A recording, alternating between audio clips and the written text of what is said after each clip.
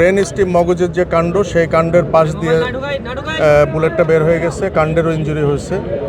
এখন ওনাকে কৃত্রিম শ্বাস প্রশ্বাসের মাধ্যমে ওনাকে আমরা বাঁচিয়ে রাখছি। তবে আসার কথা যেটা, যে সাইন অফ লাইফ যেটা বলে, জীবনের চিহ্ন, এটা ওনার ভেতরে এখনও আছে, এটা নিঃশেষ হয়ে যায় নাই।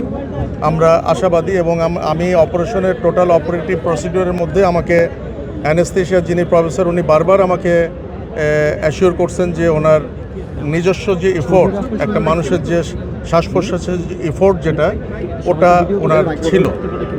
এক্সট্রিম মশার কয়েল প্ল্যান্ট ফাইবার দিয়ে তৈরি, তাই সহজে ভাঙে না, সুগন্ধিযুক্ত ও নিরবিচ্ছিন্নভাবে জ্বলে। ডেঙ্গু, চিকুনগুনিয়া বাহি সহ যে কোনো মশার বিরুদ্ধে দেয় এক্সট্রিম সুরক্ষা।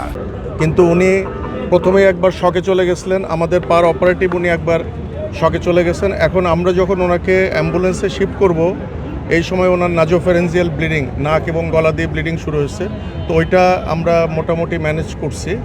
ইএনটি সার্জনরা ফাইনালি ওটা ম্যানেজ করার পরে আমরা ব্লাড দিয়ে সেফলি ওনাকে শিফট করব।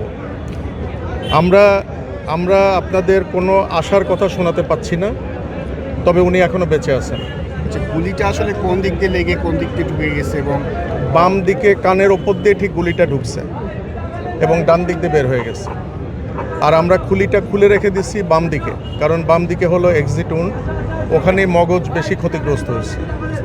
ওইদিকে আমরা খুলিটা খুলে রেখে দিচ্ছি। ডোরার যে ম্যানেজমেন্ট সেগুলো করছি, মগজ থেকে পানি বের করে দিয়ে মগজের চাপ কমায় দেওয়ার যে ব্যবস্থা সেগুলো আমরা করছি।